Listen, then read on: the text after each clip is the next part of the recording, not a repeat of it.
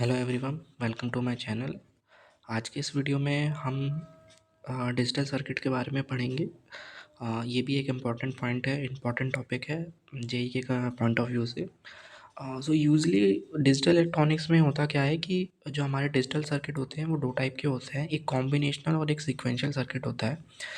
जो combinational circuit होता है वो यूजली जो है प्रेजेंट आउटपुट पे ही डिपेंड होता है। हालांकि जो सीक्वेंशियल सर्किट होता है वो अपने प्रेजेंट और प्रीवियस स्टेट पे भी डिपेंड करता है, प्रेजेंट इनपुट और प्रीवियस आउटपुट पे भी डिपेंड करता है। बेसिकली होता ये है कि सीक्वेंशियल में हमें फीडबैक की ज़रूरत होती है, क्योंकि अगर ये डिपेंड कर रहा है तो हमने जो भी आउटपुट आया है हमारा, उससे ये फीडबैक मिलता है और उसी के बेसिस पे ये आगे का अपना आउटपुट जनरेट करता है।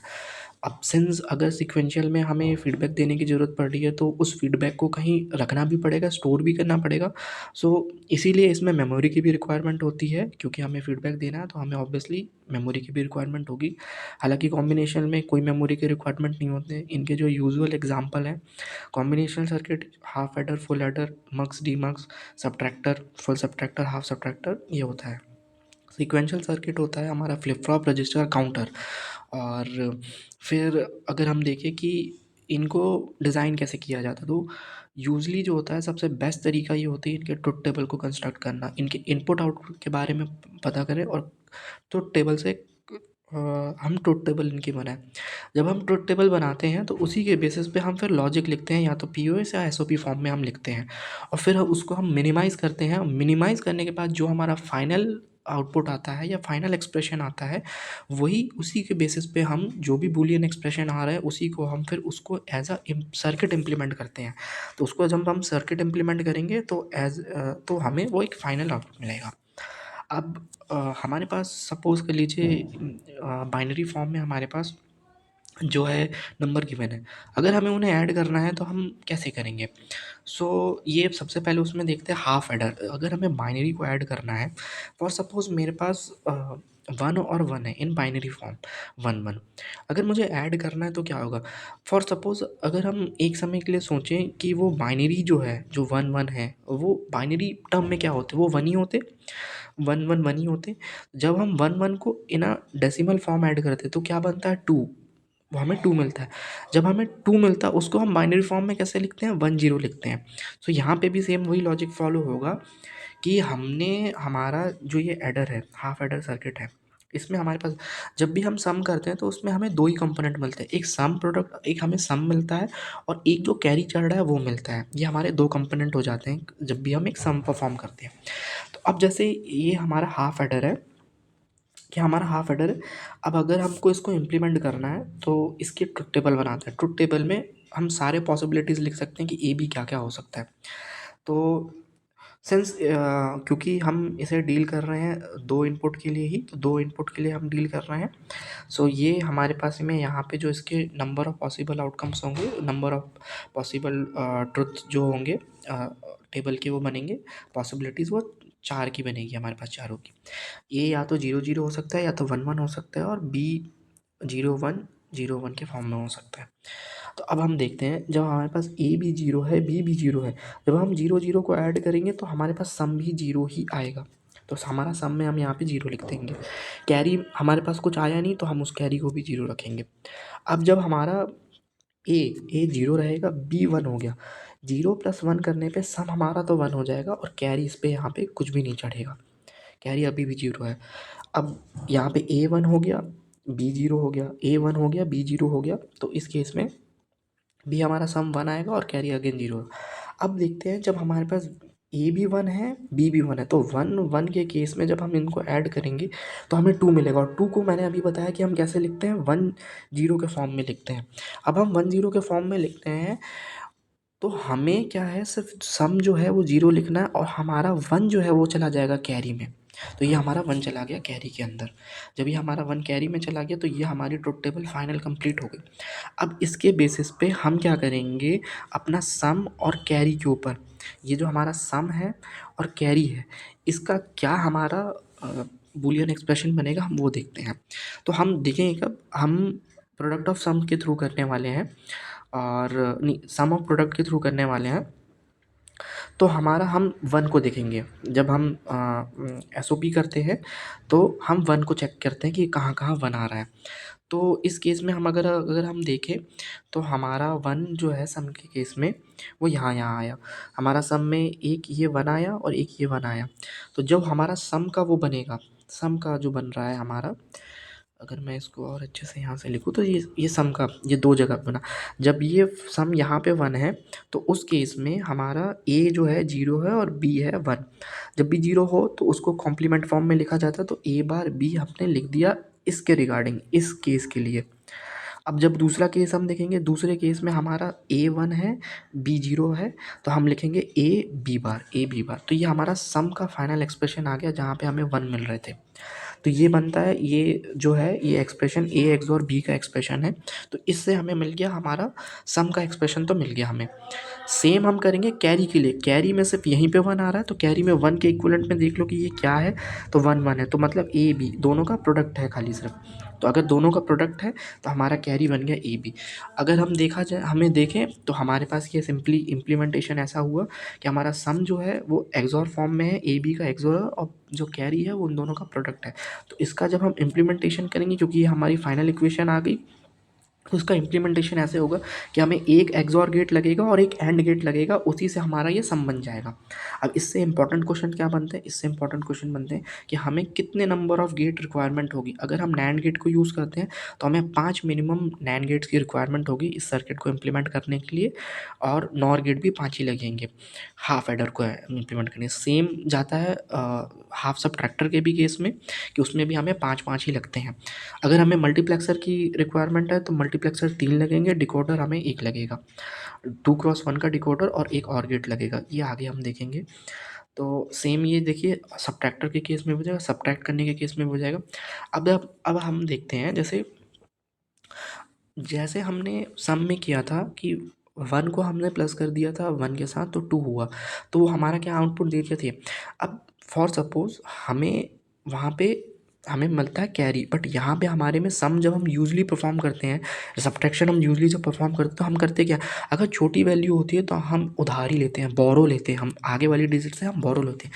तो यहाँ पे भी सेम ऐसे ही होगा, हम यहाँ पे डिफरेंस का कॉलम बनाएंगे और यहाँ पे हम जो बनाएंगे बोरो का कॉलम बनाएंगे, सेम जस्ट लाइक दैट, उसी के जैसे बनाएंगे। तो हमारा यहाँ पे जब ए जीरो जीरो है उनका डिफरेंस भी जीरो आ जाएगा, हमें बोरो कुछ नहीं लेना पड़ा। ए अब यहाँ पे हमारा जीरो है और बी हमारा वन है, बी बड़ा है और हमारे पास ए छोटा है, ठीक है। हमने एक बोरो लिया, हमने एक बोरो लिया। अब जब हम बोरो लेंगे ना तो ये बोरो ऐसे लेते हैं, ये जीरो है, ये हम इसके आगे से एक बोरो लिया, एक, तो वन जीरो, वन जीरो ये बना, ये वन जीरो क्या हुआ, टू हो गया, टू माइनस वन किया हमने, डिफरेंस कितना आया, एक। ये ऐसे याद रखना है कि हम एक बोरो ले रहे हैं तो एक आगे हम वन लिख देंगे। अब बोरो हमने एक ले लिया था तो एक का हम बोरो ले लिया। इसके केस में देखते हैं, इसके केस में वन और जीरो है। अब सिंस ए बड़ा है तो हमारा डिफरेंस जो होगा वन आ जाएगा उसमें। इस केस में वन वन दोनों सेम है तो ये जीरो हो जाएगा। तो ये हमारा हो गया इसके लिए। अब सेम उसी फॉर्म में एसओपी फॉर्म में हम जब लिखने को करेंगे तो हम डिफरेंस के लिए हम वन को देख लेंगे कि वन कहाँ पे है और बोरो वन वन कहाँ पे है, उसके अकॉर्डिंग हम लिख देंगे। तो ये वन इस केस में यहाँ पे वन है, ये वाली लाइन में वन है, तो हम वन के अकॉर्डिंग लिख देंगे ए बार बी हमारा यहाँ से निकला और ये वाला है तो ए बी बार निकला। तो हम अगेन देख रहे हैं कि यहाँ पे एक एक्सऑर इम्प्लीमेंटेशन हुआ, हमारा जो डिफरेंस है वो एक्सऑर बना।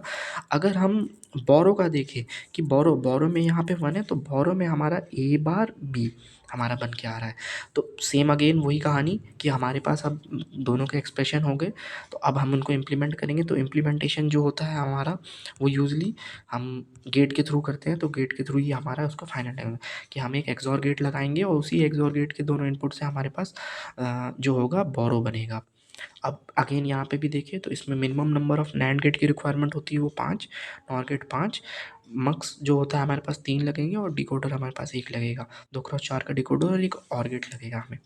सो ये हुआ हमारा हाफ सब्ट्रैक्टर और हाफ एडर।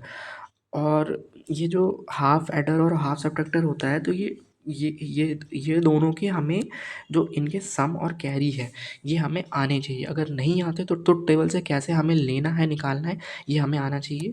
ऑल्दो अगर हम इन्हें याद कर ले तो इम्पोर्टेंट ईजी होगा, क्योंकि यहाँ पे आरआरबी में सीधे डायरेक्ट क्वेश्चन बनता है। अब हम जाते हैं फुल एडर पे। तो फुल एडर क्या होता है कि अब हमारा यहाँ पे 3 इनपुट आएँगे, यहाँ पे हमारे पास ए, बी, सी 3 इनपुट आएँगे और इसकी एक बड़ी सी टेबल बनती है। वो बड़ी सी टेबल जो होती है उसमें हमारे पास 8 पॉसिबिलिटीज़ होती है। उस 8 पॉसिबिलिटी में से सेम हम सम जहाँ-जहाँ 1 हो रहा है वहाँ 1 करेंगे और कैरी जहाँ-जहाँ 1 हो रहा है वहाँ पे हम उसको सम ऑफ प्रोडक्ट में लिखेंगे। जब हम उसका सम ऑफ प्रोडक्ट लिखते हैं तो उसका sum of product as usual A, B, C तीनों का एक्सऑर आएगा और उसके बाद कैरी जो होता है वो आपस में दोनों का प्रोडक्ट होता है। ए, बी, बी, सी, सी यही आता है। हालाँकि इसको हम इसको एक और फॉर्म में लिख सकते हैं। मैंने शुरू में बताया था कि ये रिड्यूस फॉर्म है इसका। इसका ये रिड्यूस फॉर्म में हमारा ए, बी, बी, सी, सी है। अगर हम इसमें सी का मल्टीप्लाई कर दें, सी बार का उसको कर दें और जब हम खोलें तो उसके बाद एक फॉर्म और निकल के आती है A B plus C A XOR B, ये भी निकल के आती है। जब मैंने जो बताया था कि हम इसको जब usually product of sum of product में हमें बनाना होगा तो हम यहाँ जहाँ-जहाँ 1 है मतलब ए, बी है, सी रह गया हमारे पास सी नहीं है तो सी प्लस सी बार से हम मल्टीप्लाई करके हम उसको फिर ओपन करके और एक जगह करेंगे जब, तो उस फॉर्म में हमें एक अनदर फॉर्म भी मिलता है जिसका एक्सप्रेशन होता है A B plus C A XOR B. तो हम अगर ये याद भी रखें ईज़ी होता है ए बी बी सी सी ए वाला, तो हम इसको भी बना सकते हैं। सिंपली जो है हमें वो स्टेप को फॉलो करनी है कि जो प्रेजेंट नहीं है उसको हम सी और सी बार के फॉर्म में इम्प्लीमेंट कर वहाँ पे हम उसको 1 की जगह पे सब्स्टिट्यूट कर दें। अब अगर हम इसको देखें तो इसमें क्या होता है कि अगर हमें इसे फुल हेडर को बनाना है तो हमें 2 हाफ हेडर लगेगा और एक और गेट लगेगा। 2 हाफ हेडर से और एक और गेट से हम ये बना सकते हैं और इसमें नैंड गेट और नॉर गेट 9 लगते हैं, सेम विथ फुल सब्ट्रैक्टर भी होता है और डिकोडर हमें यहाँ पे 3x8 का डिकोडर लगता है और 2 और गेट लगते हैं हमारे पास। अब इसमें भी 2 तरीके होते हैं, 2 तरीके के एडर होते हैं, पैरेलल एडर और सीरीज़ एडर होता है। पैरेलल एडर और सीरीज़ में आप समझ सकते हैं कि सीरीज़ वाइज़ ऐड कट जाएगा, पैरेलल में पैरेलली एग्जीक्यूट होता है। उसके बाद एक आता है लुक अहेड कैरी एडर होता है। हालाँकि ये आरआरबी के पॉइंट ऑफ व्यू से इतना इम्पोर्टेंट नहीं है बट फिर भी एक चीज़ को जान लेते हैं कि ये हमें इसकी रिक्वायरमेंट क्यों पड़ी जब हमारे पास फुल एडर आ गया। फुल एडर में प्रॉब्लम ये हो रही थी कि हमारे पास कैरी प्रोपेगेशन डिले ये सब हो रहा था और जैसे-जैसे हमारा बिट इंक्रीज़ हो रहा था, जैसे यहाँ पे अभी जो 3 डिजिट है 3 बिट है, तो ये जैसे-जैसे स्पीड हो रही ये बिट इंक्रीज़ होती है, इसकी ऑपरेशन की स्पीड जो है रिड्यूस हो जाती है। इसलिए लुक अहेड कैरी सर्किट बनाया गया है, जो उसकी ये सारी चीज़ों को अवॉइड करता है, लुक अहेड कैरी सर्किट होता है। अब ये थोड़ा-सा और कॉम्प्लेक्स फॉर्म में होता है कि इसमें जो हमारा होता है कैरी और सम जो होता है और एक जनरेशन टर्म होता है, एक प्रोपेगेशन टर्म होता है, ये सब होते हैं तो इसके बेसिस पे बनता है हमारा। अब अगर इसका एक इम्पॉर्टेंट पॉइंट देख लें कि हमें इसको एंड गेट कितने से रिक्वायरमेंट होगी अगर लुक अहेड कैरी सर्किट का डायरेक्ट पूछ लिया जाए, तो सीधे ये एन प्लस 1/2 हो जाता है।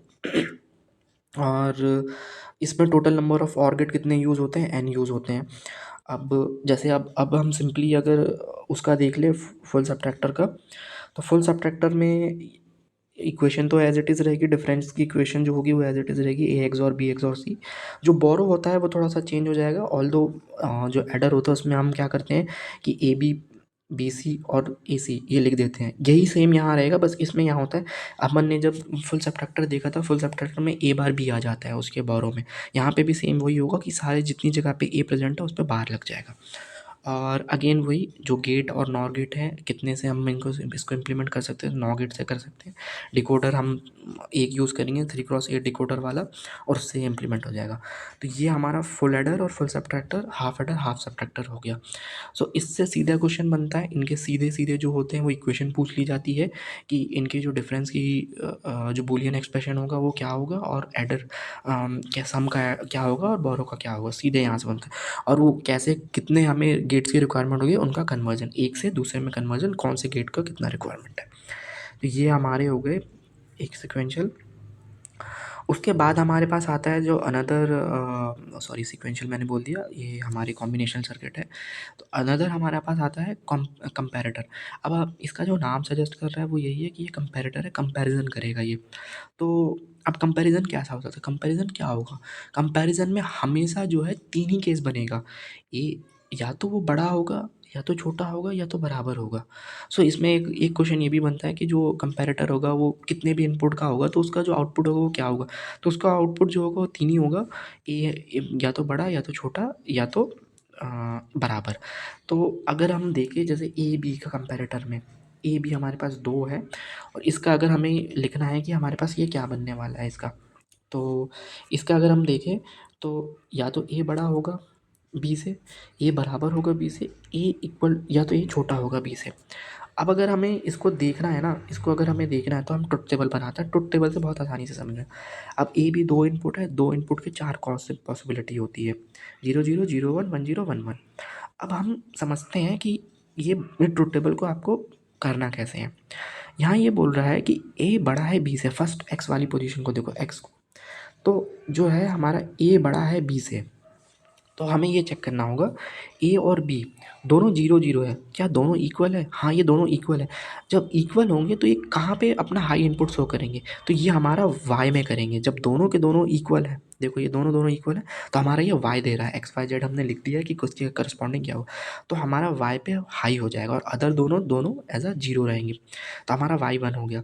अब हम देखते हैं ए छोटा है बी बड़ा है, क्योंकि 0 1 है, तो ए छोटा है बी बड़ा है, ये किस पे हमें दिख रहा है? ये हमें जेड पे दिख रहा है, तो जेड पे हमारा ये हो जाएगा क्या? हाई हो जाएगा। जेड पे हमारा ये हाई हो जाएगा।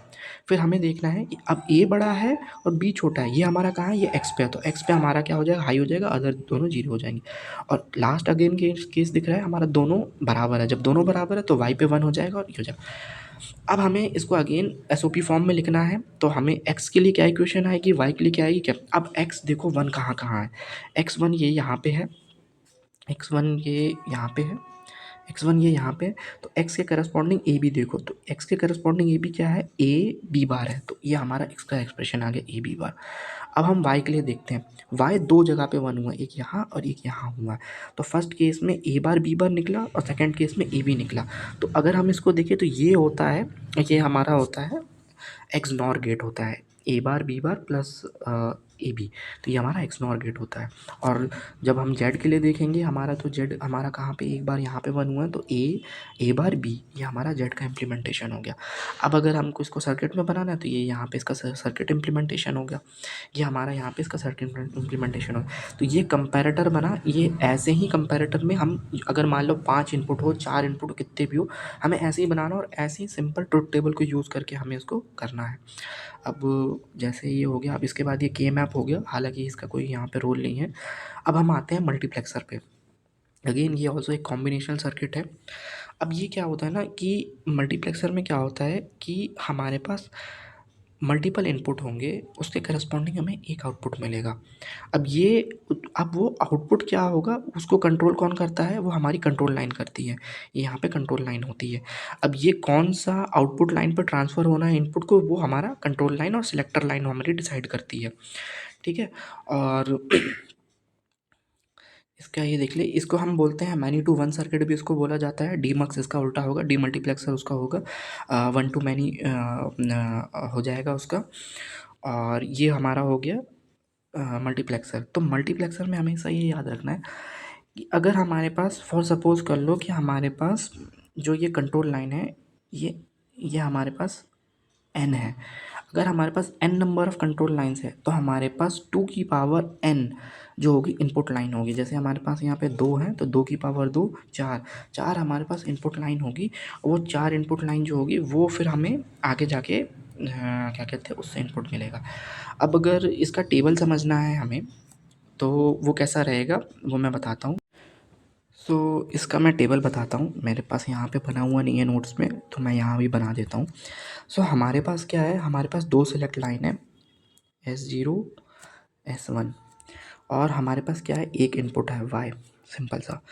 तो एज़ यूजुअल मैंने जो बताया, 2 कॉम्बिनेशन है हमारे पास, 4 पॉसिबिलिटी बनेगी, 0 0 0 1 1 0 1 1, ठीक है। अब सिंपल सा फंडा यहाँ पे ये है कि हमारे पास जब दोनों 0 0 होगी तो ये फर्स्ट वाले I0 को निकाल देगी यहाँ पे, तो यहाँ पे हमारा I0 आ जाएगा। सेम उस केस में I2 आ जाएगा, क्योंकि ये हमारी सिलेक्ट लाइन कंट्रोल कर रही है।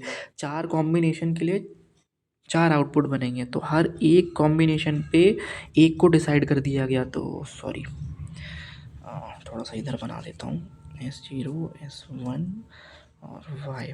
0 0 0 1 1 0 1 1। तो यहाँ पे I0 आ जाएगा, I1 आ जाएगा, I2 आ जाएगा और I3 आ जाएगा यहाँ पे। तो ये हमारा इसका हो गया, ट्रुथ टेबल हो गया। और इसी को हम देख के हम वो बना सकते हैं कि इसका इसका आउटपुट क्या होगा। हमारा I0 कब है, तो हमारा जब S0, ये I0 के लिए हम बना दे रहे हैं, आउटपुट लिखना है, तो हमारा ये ऐसा बनेगा। तो S0 का बार, S1 का बार, और ये यहाँ पे हाई है तो I0। ठीक है, सेम हम दूसरे का बनाएंगे, प्लस लगा देंगे साइन, और दूसरे वाला लगेगा तो S0 का बार, S1, और हमारा हो गया I1।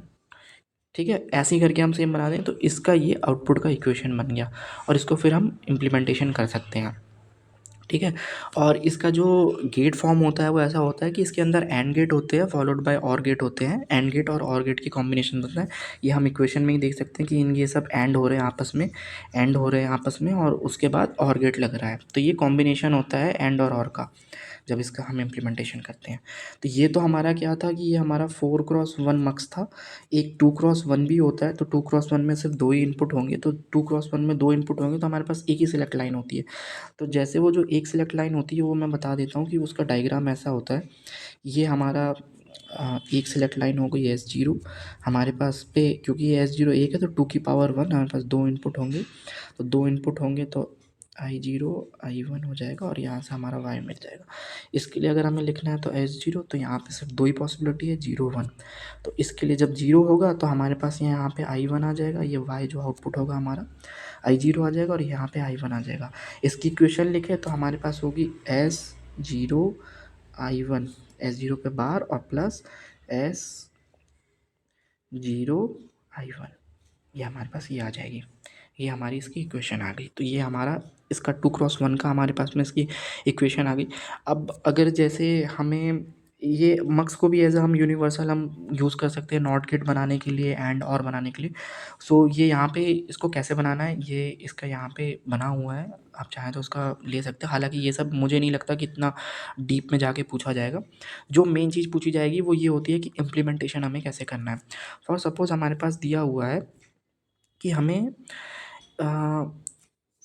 2x1 हमारे पास मक्स दिया हुआ है, और हमें बोला गया है कि 4x1 का मक्स बनाना है। तो हमें कितने की रिक्वायरमेंट होगी। तो उस केस में हम क्या करते हैं, उस केस में हम सीधे ये करते, तो ये फॉलो करो पैटर्न ये फॉलो होगा कि 4 है, 4 का हमें मक्स बनाना है, और 2 है तो इसको हम डिवाइड मारेंगे। कितना आया, 2 आया, 2 को यहाँ साइड में लिख लो। फिर ये 2 आया, फिर अगेन इसको 2 से डिवाइड मारो। जब तक 1 नहीं आ जाता तब तक हम करते, ये 1 आ गया, और ये कितने 1 आ गया, और इसको 1 को यहाँ लिख लो। जब ये 1 आ गया, इन दोनों को ऐड कर दो। अब ये फाइनल यहाँ भी 1 आ गया, तो ये हो गया 3। तो हमें 3 की रिक्वायरमेंट होगी, 3 मार्क्स की रिक्वायरमेंट होगी 2x1 की, जो हम 4x1 को इम्प्लीमेंट कर सकें।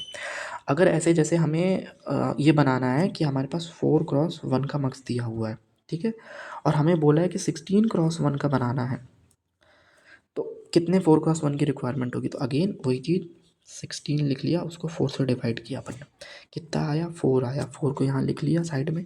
अगेन फिर इसको 4 से डिवाइड किया, कितना आया, 1 आ गया। अगर 1 आ गया तो 1 लिख लो, और 1 पे यार टर्मिनेट कर दो।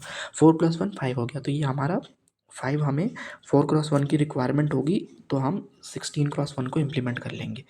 ऐसे हम करते हैं। तो ऐसे करके आप किसी भी टाइप के मार्क्स को, लोअर मार्क्स से हायर मार्क्स के ऑर्डर को हम ड्राइव कर सकते हैं, बना सकते हैं।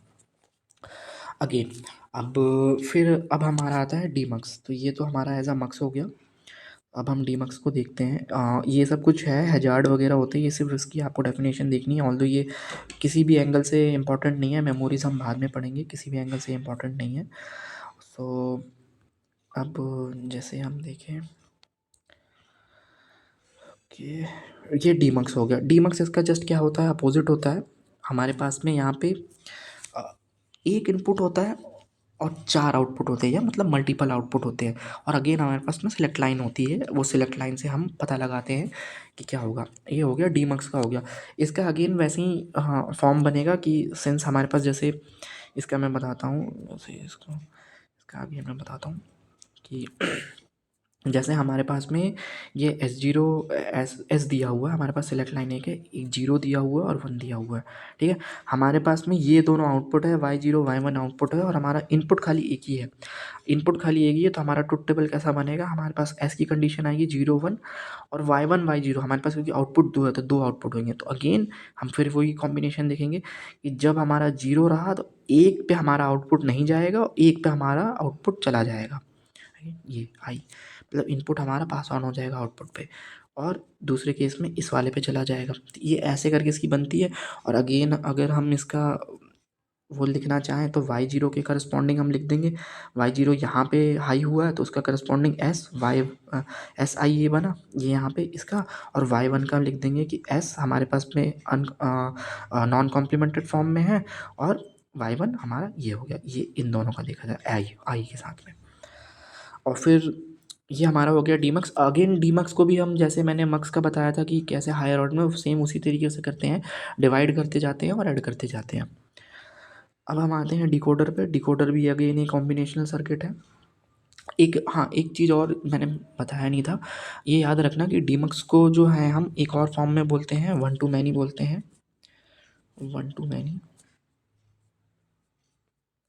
और एक और नाम है, इसको डेटा डिस्ट्रीब्यूटर भी बोलते हैं। तो डेटा डिस्ट्रीब्यूटर भी बोलते हैं हम इसको, ठीक है। तो ये हमारा हो गया वन टू मैनी और डेटा डिस्ट्रीब्यूटर डीमक्स को, डीमक्स के ये दूसरे नाम है। और मैनी टू वन हो गया हमारा, क्या बोलते हैं, मल्टीप्लेक्सर। अब देखो जो डिकोडर है ना, डिकोडर को समझते हैं, डिकोडर क्या चीज़ है। अगेन डिकोडर, ये सारे हमारे कॉम्बिनेशनल सर्किट चल रहे हैं, ये कॉम्बिनेशनल सर्किट है। इसके भी क्या होते हैं, मैनी इनपुट होते हैं और मैनी आउटपुट होते हैं। अब ये यूजली इसको अगर हम देखें तो ये क्या होता है, it is a circuit which is use to convert binary to other form, other code में कन्वर्ट, जैसे binary to octal, binary to decimal, binary to hexadecimal. अब ये क्या होता है ना, अब इसमें होता क्या है, depending on binary data applied, जो आउटपुट लाइन होती है वो लॉजिक वन में कन्वर्ट हो जाती है, ठीक है। और इसका क्या होता है कि इसके पास up to maximum 2 to the power n unique output line हो सकती है, 2 to the power n unit output line हो सकती है। तो यहाँ से अगेन हमारे पास एक इंपॉर्टेंट क्वेश्चन निकल के आता है कि जो total number of output line, total output lines जो होती है ना डिकोडर में, वो हमेशा m less than equal to 2 to the power n, ठीक है, ये होती है। जहाँ पे n जो है total number of output lines है, total number of input lines है, इनपुट लाइन्स है। तो ये हमारे पास में इतनी total number of output lines निकल के आएगी, लेस देन और इक्वल टू। ये हमारा डिकोडर के केस में, सेम इनकोडर के केस में भी जाता है, ये वाली कंडीशन हमेशा याद रखना, less than 2 to the power n वाली, ये चीज़ हो गई।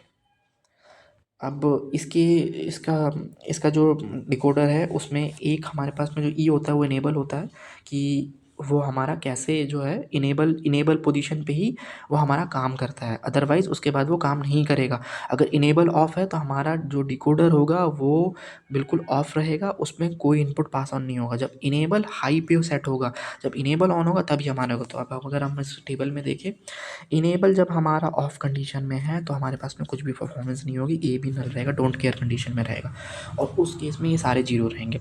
जब हमारा इनेबल हाई पोजीशन में आया तब हमारे 4 पॉसिबिलिटी बनेंगे, 0 0 0 1 1 0 1 1 1।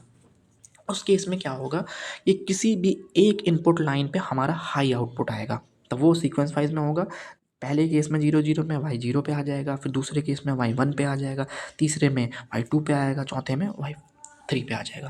तो इससे बनेगा, और इसी से रिलेटेड हम जो है फिर डिराइव कर लेंगे अपने इसका एक्सप्रेशन को। तो Y0 पे हमको अगर देखना है तो Y0 पे हाई कब आया है, ये यहाँ पे आया है।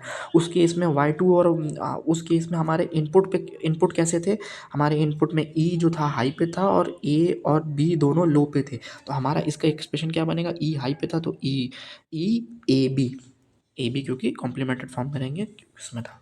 अब इसी में होता है इम्प्लीमेंटेशन इसका, 2x4 से हाफ एडर और उसको, तो ये यहाँ से बन जाएगा इसमें।